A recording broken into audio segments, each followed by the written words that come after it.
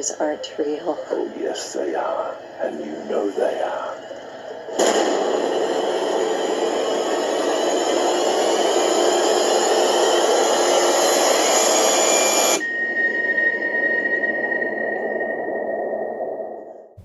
Hello everybody, welcome back to Screenstars. I'm here today to bring you my review for the 2021 dark horror comedy Red Snow, a film that is written and directed by Sean Nichols Lynch, and it stars Denise Cisneros as well as Nico Bellamy and Vernon Wells. Yes, that Vernon Wells, who you will recognise from films like Commando and Mad Max 2. Now this film focuses on Olivia, who is living on her own. She's a struggling romantic novelist, and she tends to write vampire romance novels. None of them are getting published. She lives on her own in this like cabin out in the middle of nowhere kind of thing. And then this one day, she rescues a vampire, basically. This vampire called Luke.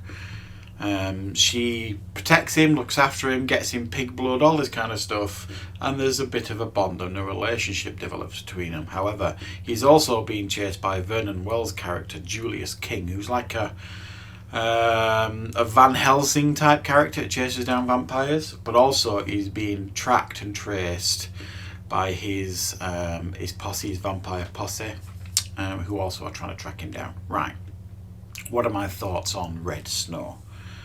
Well, vampire films are generally speaking amongst my favourites when they're done right. There's just not a whole amount of them that are done right necessarily.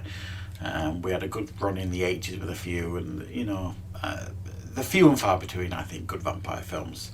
And what we get here is actually quite a decent vampire flick that is nicely balanced, in a sense of comedy horrors are always a bit of a minefield, and while this film recognises that it doesn't need to be farcical or anything like that, there's just enough humour here to make it not interfere in the other parts of the film, which I thought it was a really, really nice blend of horror and comedy here. The comedy mainly comes from situational type stuff rather than stupid gags. And what I mean by that is this vampire Luke crashes, who she rescues. He has no clothes, and the only clothes she has are like her mum's old wardrobe. So he's kind of walking around for much of this film, this dastardly vampire in women's clothes, which is quite amusing. But the strength of this film, I think, is the leads here. Both these actors playing Olivia and Luke do a good job, and they've got good chemistry together. Luke makes a believable vampire. I mean, sometimes you'll see in a lot of low budget films, especially vampire films, and this is fairly low budget. Generally vampires are portrayed as hissy, overly sexualized creatures with fangs so pointy that the actor can't speak, and it becomes really cliched. You don't get any of that here. It avoids a lot of that. This is kind of one of the, it kind of pokes fun at films like Twilight, this and others, and it becomes a bit meta in a sense of that this vampire Luke agrees to help Olivia kind of proofread her latest novel in order to try and get published. So he's like helping her from the inside, from a vampire perspective, on how to write this novel and things like that. So while this film does threaten to be a kind of, I don't know, weird romantic film at one point because of this relationship that's developing between them, it kind of puts the brakes on that at one point in this film. And then there's a real threat develops, and then the relationship that you've seen blossom throughout this film between these two characters puts that in doubt, what happens at the end of this film. And I really like that, because you just don't trust what's going to happen. Now, there are aspects of this film that I think don't necessarily work to a large degree. One of the things, I mean, like some of the lore here, I mean, they discuss the fact that vampires can go out in sunlight, but it's really, really painful. The way he describes it, I think he said it's like getting kicked in the balls constantly. So you just would avoid it. and there's one scene where this vampire is out in the sunlight, and apart from a few seconds where he's clearly in a bit of pain, he gets over it pretty quickly and he's charging about in the sunlight. It kind of didn't feel right, and it didn't kind of ring true to the rest of the film.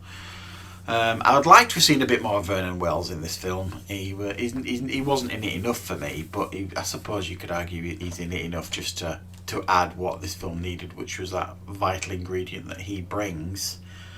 And it would have been nice to learn a little bit more about the lore and the history of Luke, this vampire, and his companions. We do get little snippets from, like, when she finds Vernon Wells' tablet and he's got like details of their history and things like that. Would have been nice to have learnt a little bit more about them and their history, but to some degree that works for the movie because you don't know whether you can or you can't trust this Luke character. There are moments in the film where you think like you can trust him, and there are moments in the film where it casts a lot of doubt onto it. So it's actually a surprisingly good film. This it's well directed, good writing, nicely balanced, good performances, and it feels like a fresh new take on a vampire film, which is not something you can say particularly often. So from my perspective, I really quite enjoyed this one, and if you're a fan of vampire films, I'm sure you will as well. I'm going to give this one a 7 out of 10. Definitely worth checking out. It's even Christmas themed, this film. It's set at Christmas, even though it's a bit like Die Hard, I suppose. It's set at Christmas, but it's not really a Christmas film, which is why I haven't themed this review around Christmas, if you like.